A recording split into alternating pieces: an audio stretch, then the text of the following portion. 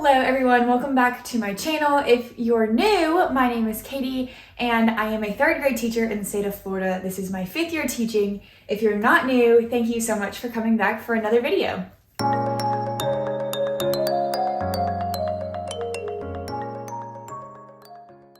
Today's video is one that has been requested by a couple people on my channel. I really love when you guys give me feedback about things that you want to see in videos because it helps me create things that you guys want to watch.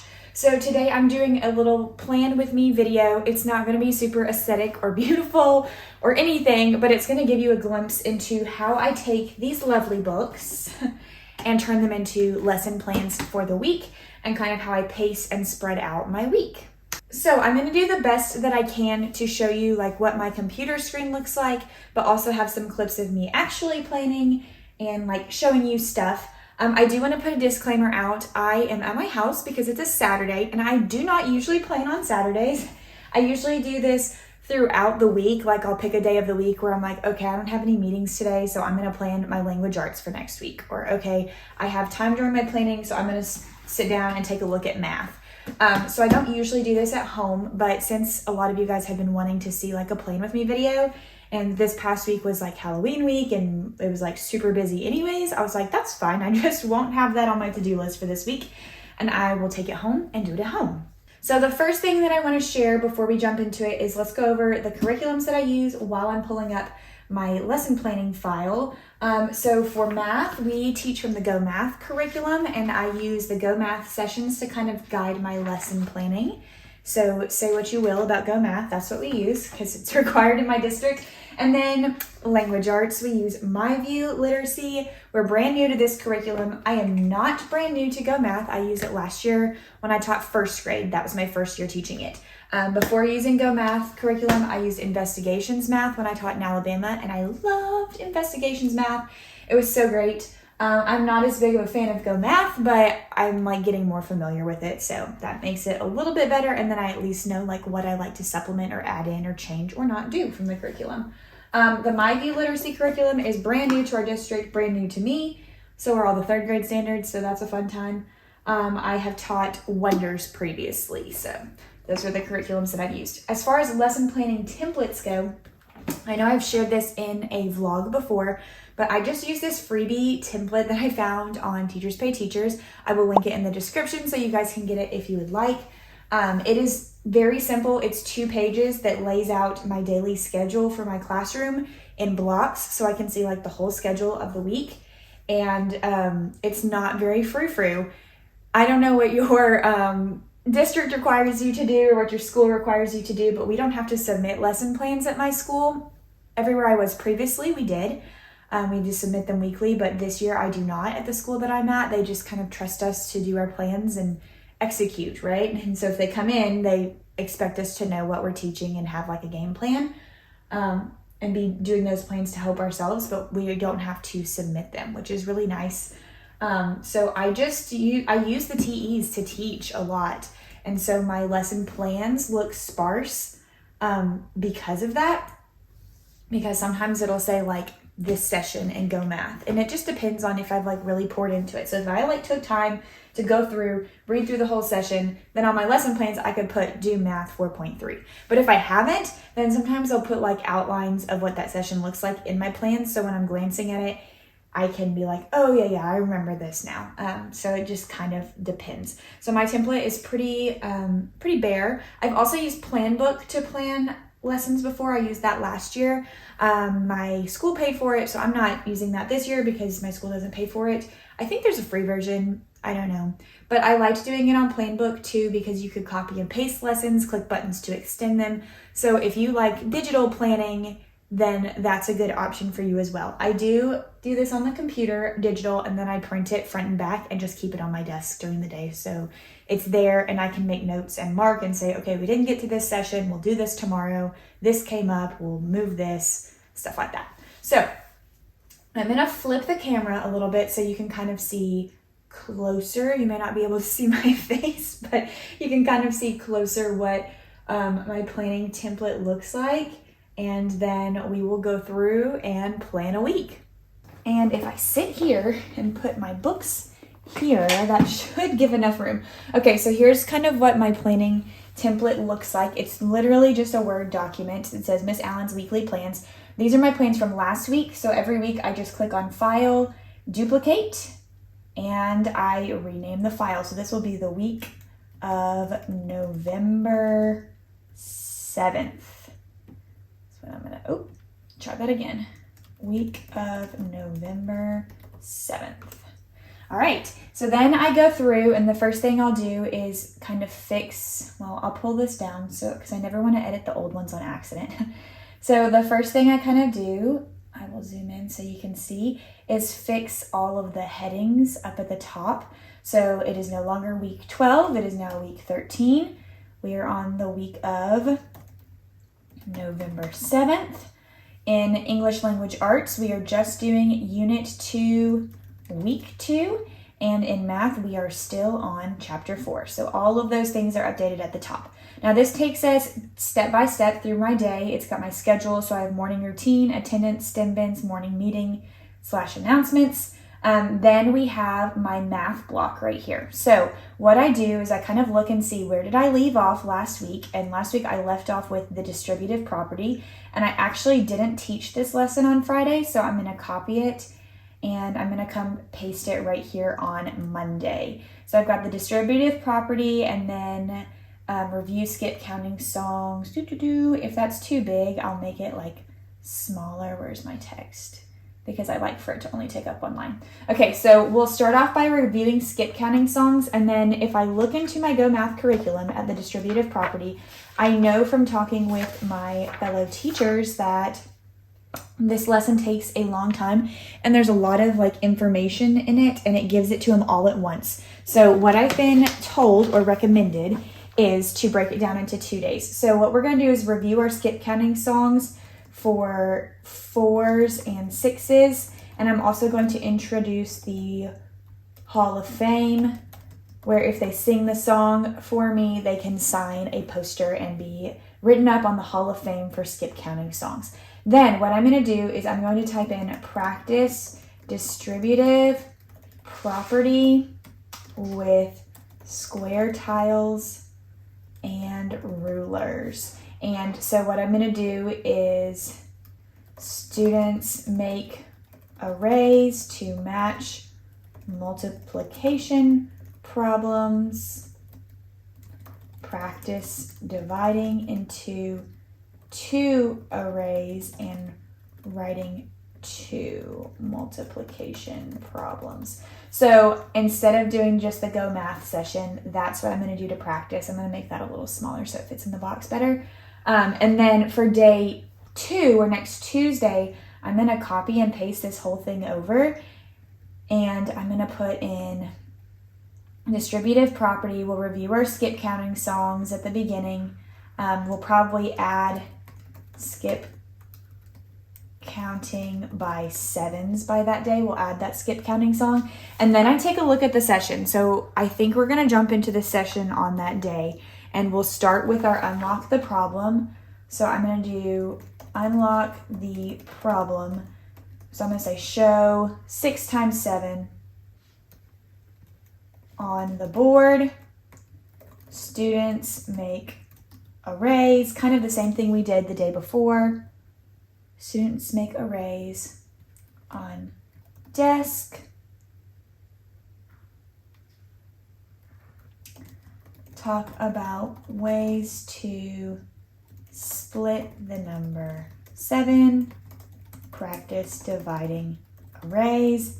Then I'm going to say start in SE, which is Student Edition, page 145. So one thing I like to do for Go Math is instead of doing this unlock the problem with my kiddos at the very beginning, sometimes I will do it on the board without them looking at the textbook and then open it back up, because the textbook page can be very overwhelming and some students just like to fly to the end, or they might look at this equation and think, oh my gosh, what the heck am I doing?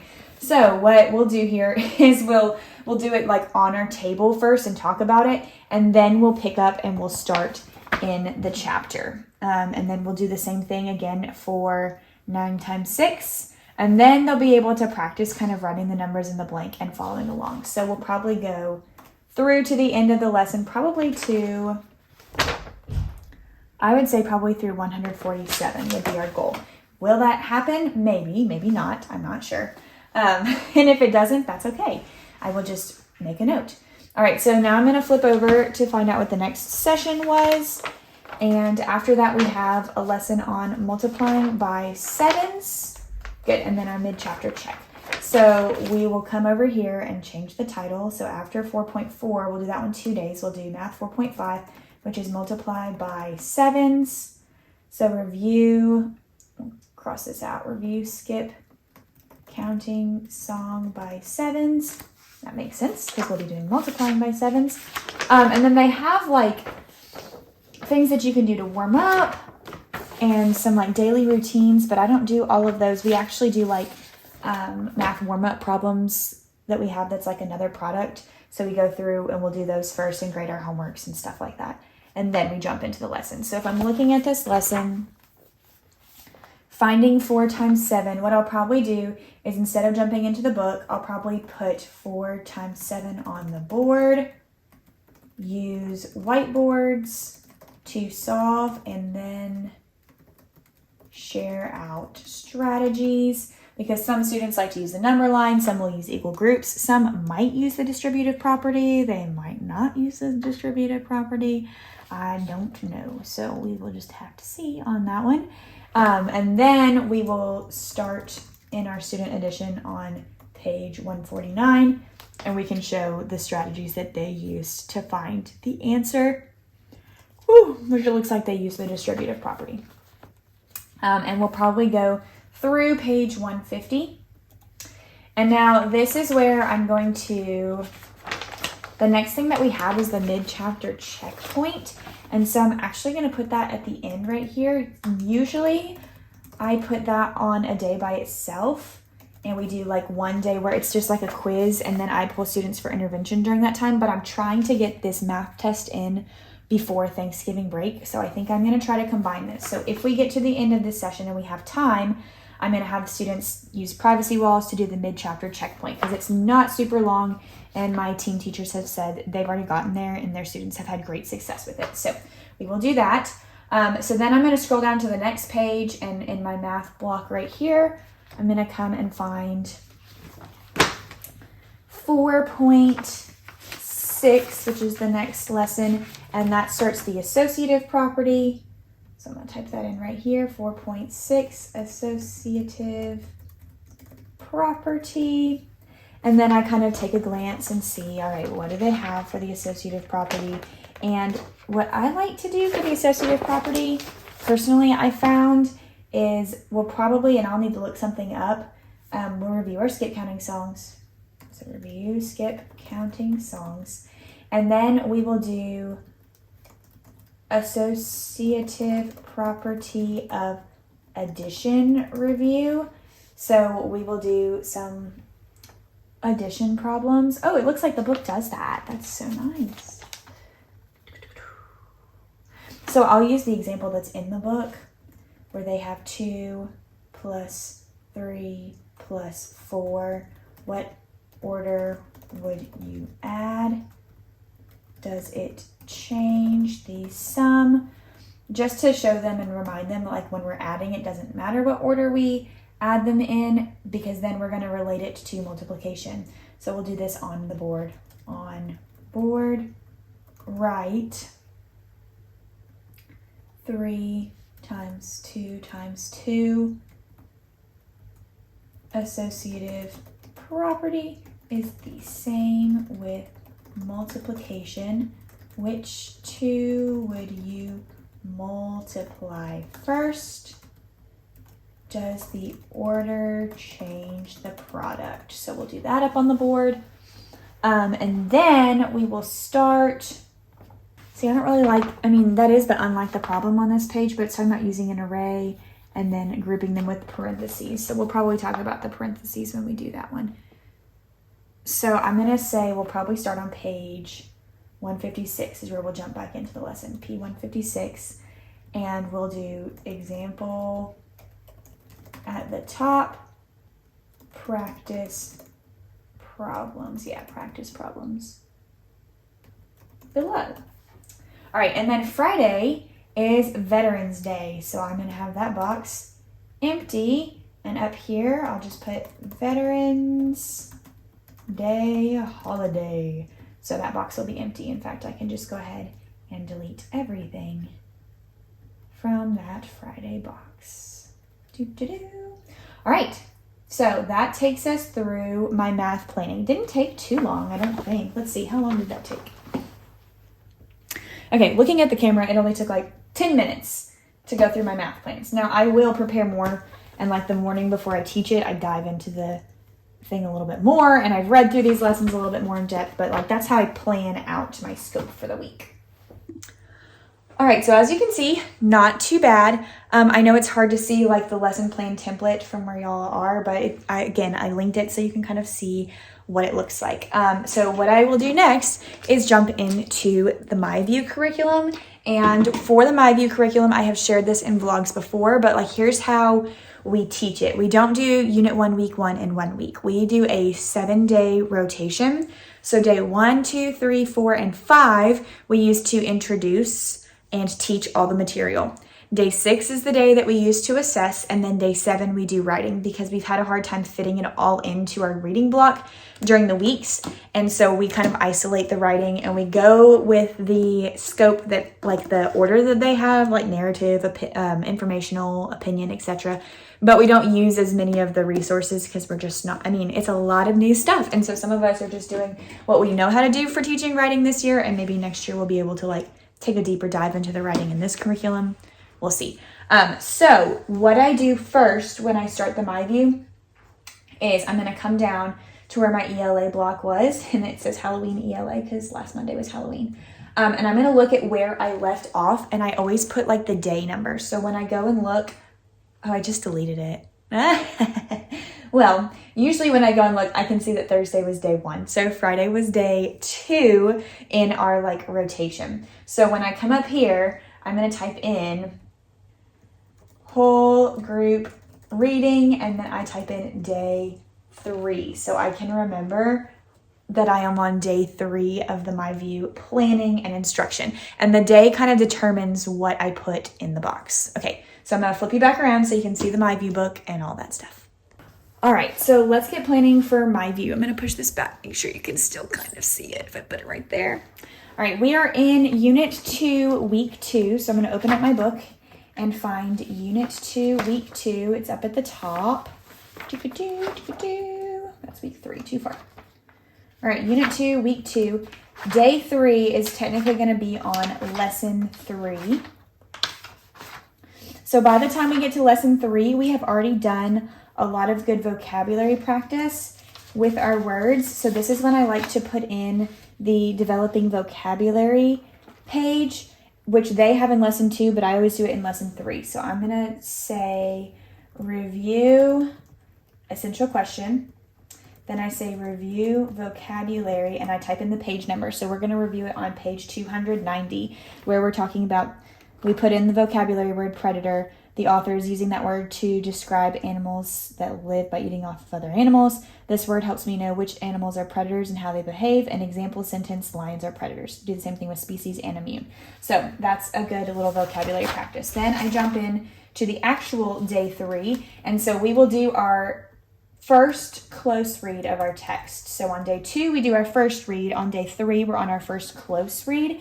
And there's always some kind of focus. So it says analyze text structure. So I always put first close read, and then I put in parentheses, analyze text structure, and then I put a dash and I say underline, because underlining is the strategy that we use on the first close read. So when it has their text in here, here's like the text in the book, it'll tell them in the margins, like when we get to that page, it'll say underline the cause and effect of the impalas dancing, or underline words and phrases that show the sequence of the ants' activities. So it's all focusing on different text structures. So I'll probably also say, need to add a bullet point that says review text structures on page, and that's in that little anchor chart page, which would be page number 273. so they get a good review of like what the text structures are. Then we're going to close read. We're going to underline what it's asking us to do to find the text structure. And then we will do a word study review. We're working on R controlled vowels. I always like to look and see if I like what they have for word study review, if they've got a good practice page in here, which they don't for lesson 3. It's kind of a mess. It's kind of all over the place. Okay, so we could do this with page 296, page 296, because we haven't done that one yet. And that's all I put in there for whole group. And then for small group, it's our independent work time, and I kind of type in like what I'm doing with my groups. So groups 1 and 2, we're going to, and I won't meet with all of these groups during this day, start decodable text, and then with groups 3 through 5, I'm going to start my view reader text. All right, and then science, we always do our mystery science lesson on Monday, and then if we have time, we will review the sun, moon, and stars. So mystery science usually takes up our full time. It's really fun if you've never used mystery science. That's what we do. Okay, and then down here, I'm going to take out fall party, and we'll have tech time, which stays the same on each day. We do extra math first, and then students log into Lexia. Okay, so there was day 1, or on Monday, it's day 3. Okay, so now what I'm going to do is come over to my whole group, and I'm going to work on planning day 4. So I'm going to copy. I like to copy and paste it because it's kind of similar. Like, we will review the essential question again. And actually, we've started doing something new, so I'll probably put another bullet and I'll type in language review because we've started doing a weekly language review, so I'll put that in there too. Language review the essential question. We'll review our vocabulary words, but this time we'll just go over the definitions. We won't do an extra page for it. We won't need to review text structures on that day because we will have done it the day before. So this time we're going to do our second close read. And usually when you get to the second close read in this curriculum, like when I turn the page, it's, okay, yeah, it's, oh, that's lesson 5. I don't think that's what I want. I want lesson 4. It's a different strategy. So if we were looking at, here we go, evaluating details. So yesterday would have been analyzing text structure. So now we're evaluating details, and our strategy is not underlining anymore, it is highlighting. So for example, highlight details that explain why the sooty sheer water allows the tuatara to stay in its burrow. Can you tell we haven't gotten to this part in our first read yet? So we're going to highlight some details in the text. So what we'll probably need to do after we review vocabulary is review main idea and details. And I'll probably do that in the form of a turn and talk about main idea of text and details you remember so far. Okay, that sounds good. So then we'll do our second work through. Oh, I like this. I like this page. So it's like, it's talking about the 2 different animal friends. It's really focusing in. So I will say page 293 if time, because that really is a great, like it's saying, look at this animal pair, the ostrich and the zebra. What's a detail they give you about those things, and then why is that important? It shows how they can work together. So I really like that, like they work together to warn each other. And then we'll do word study review again. I need to delete all these extra enters so it doesn't make my boxes too big. All right, and then that's all we would have time for on day 4. Again, for a small group, I'm going to put this in. And this isn't the exact day I would teach this small group, but we're going to say continue decodable text, and continue, because it takes us more than one day to read these texts. And then we're going to come down to science. So for science, we're going to start digital lesson, I think it's 1.3. So that's what we'll start doing, which is a digital experiment for the kiddos. Cool. So now I'm going to go to day 7, or not day 7, it's day 5 in our block, but it's Wednesday. Again, I'm going to copy paste because this is always, I just kind of edit what I've already done. So we'll do our language review, we'll review our essential question, and I'm going to make that one bullet, and vocabulary. Then what we're going to do is practice weekly skills with on-level cold read text. So we'll work together as a class, and their cold reads are online. They're not in this book, but they have cold reads that are just like what they'll see on their test the next day. So we will do an on-level cold read text and our focus on text structure and main idea / details using informational text reading strategies. So we will read through it together, practice strategies, reading it twice, stopping at each paragraph, focusing on text structure, all of that stuff. Then what we'll probably do is I can't decide if I'm going to give the groups time to read this text together because this week's text is like really, really long. So I'm thinking we won't do a partner read because it would take like a long time. Maybe what we'll do before we do the on-level cold read is we will review weekly text by doing page 291. So they always have this like check for understanding section, which I think is really good. How can we know that this is informational text? Why do you think the author included the headings? What can the reader conclude about the relationship between zebras and ostriches? And how would you prove that a pair of animal friends can help each other use text evidence? So we can do that together, and then we'll practice our weekly skills with an on-level cold read. And then after that, we'll do partner spelling practice, and I'm going to put in there if time, because it kind of depends on how long it takes us to do all that. Partner spelling practice.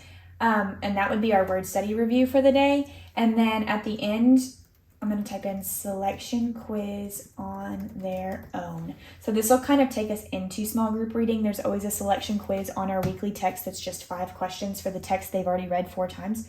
So we would do that. And then for small group reading, I'm going to put groups 1 and 2.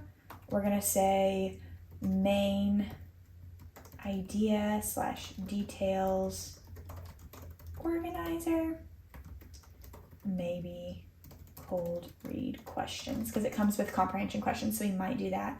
And then with groups 3 through 5, we will do main idea / details organizer with their text, which is more on their level. Science, we will continue digital lesson and lesson guide. There we go. Okay, so then we're all the way down to Thursday, skipping down to whole group reading. This is going to be day 6. So our assessment for day 6, we will do our progress, which is our unit 2, week 2 progress checkup. And I'm going to put in parentheses, print out the text. So students have a hard copy of the text. And we also, before I do the progress checkup, we actually do a spelling test as well. And then we don't have small group reading on that day. So I'm going to put in A. And then science will be finish digital lesson and start 1.4 if time. So if we have time, we'll start our next lesson, and that's it. So then the last thing I do is I go through and I change my special areas for the week, and keeping last week's on there is pretty helpful. When I'm typing in the special area, we go to music, then we'll go to media center, then we'll go to PE, and then on Thursday we will have art. And that's it. And I make sure I click save over and over again. Oh, shoot.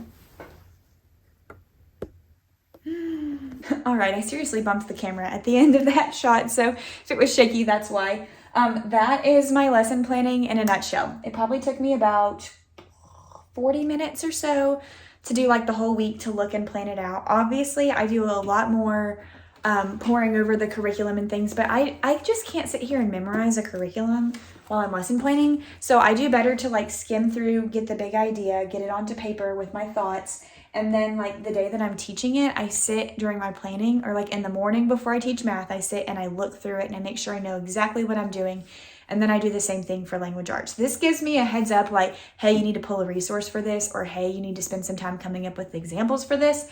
And then I can prep that stuff. But then as far as like looking through it one more time, I do that before I teach it because I remember it better, because I can't memorize a curriculum like just from teaching it once. So I also didn't mention anything about my small group instruction. So if you're interested in my small group instruction, I've posted about it on my Instagram. So here's the little post. I have a chart. During that small group time, my students do their independent work, which is their spelling and vocabulary practice. And then they also have some comprehension and like written response practice.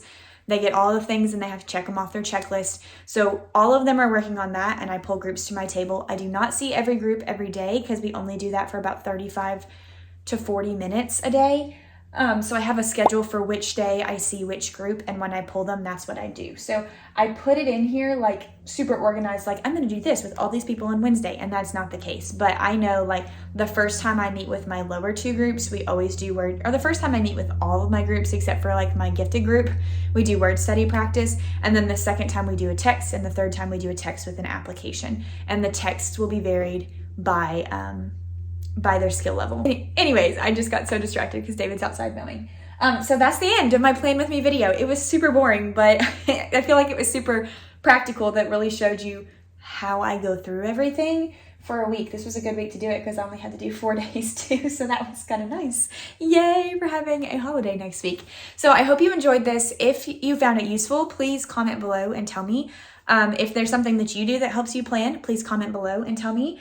If you didn't like something that I do with a plan, or if you have a question about how I planned, please comment below and tell me, because I would love to hear your feedback. And if this is something you'd like to see again, please let me know, because I can definitely do another Plan With Me video. They're kind of boring, I feel like. Well, in my opinion, like lesson planning can be kind of boring.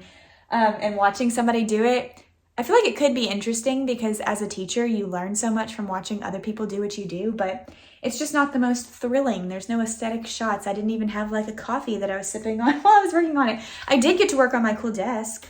I have this awesome, here goes, flexi spot desk that raises and lowers. So if I wanted to do this standing, I could. So yeah, but that's it. Thank you guys so much for watching. As always, please make sure you give this video a thumbs up, subscribe. I have way more than just Plan With Me videos on my channel. We got vlogs, we've got theme days, all kinds of things. I try to share a bunch. So thank you guys for watching, and I'll see you in the next one.